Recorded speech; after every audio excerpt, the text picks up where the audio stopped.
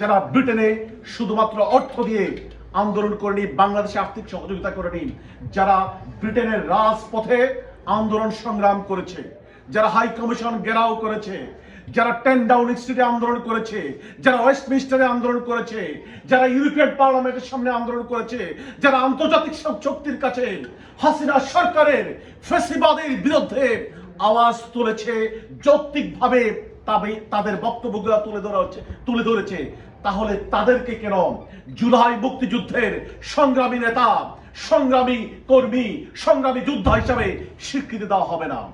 আপনারা জানেন এই আন্দোলনের নাম বৈষম্য বিরোধী আন্দোলন। বৈষম্যের বিরুদ্ধে, হাসিনা সরকারের বৈষম্যের বিরুদ্ধে মানুষের অধিকার প্রতিষ্ঠার জন্য এই সংগ্রামটি হয়েছিল, এই জুলাই বিপ্লবটি হয়েছিল।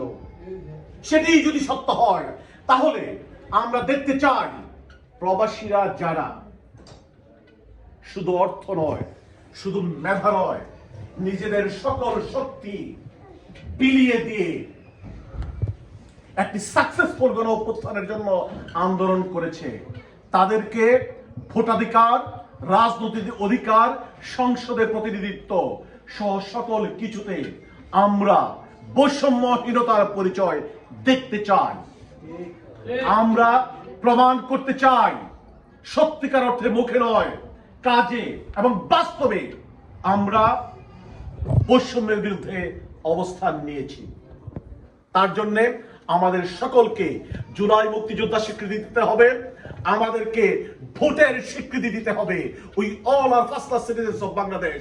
শুধু তাই নয়, যে ব্যারিয়ারটি রয়েছে, বাংলাদেশে জন্মগ্রহণ করলেও আপনি যদি ব্রিটিশ পাসপোর্ট থাকে, আমেরিকান পাসপোর্ট থাকে, ইউরোপের বিভিন্ন দেশের পাসপোর্ট থাকে, অন্য দেশের পাসপোর্ট থাকে, আপনি জনগণের প্রতিনিধিত্ব করতে পারবেন না পার্লামেন্টে।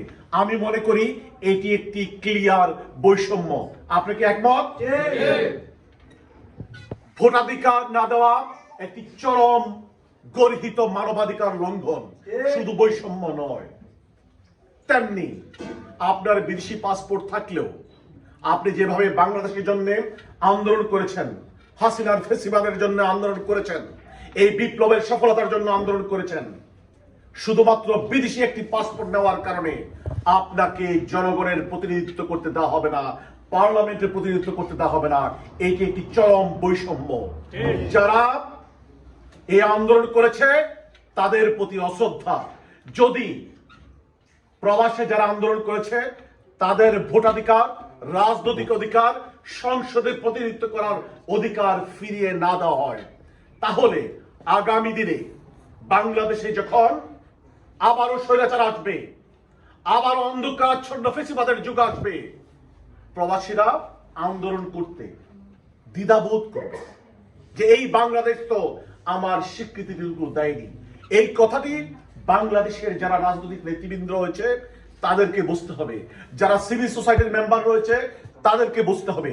আরেকটি কথা, অধিকার কেউ কাউকে দেয় না, আদায় করে নিতে হয়। আমাদেরকে সকলে we must raise our voice wherever we go। আমি পারভেজ, আমার অত্যন্ত ব্যস্ত সময়।